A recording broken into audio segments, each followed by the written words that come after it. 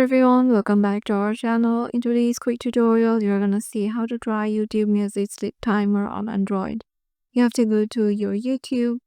Once in there, make sure you have logged in into your desired account and then head over to the settings, or you can directly go to your profile and then go to the settings on the top right. And in here, go to General, or you can go to directly from here to the sleep timer. So you have to go to the generals, and here you might find the sleep timer. So here it is, remind me to take a break. So here you can give a timer, or you can customize it, or you can turn on remind me when it's bedtime. So it will tell you when it's the bedtime and you can set it up.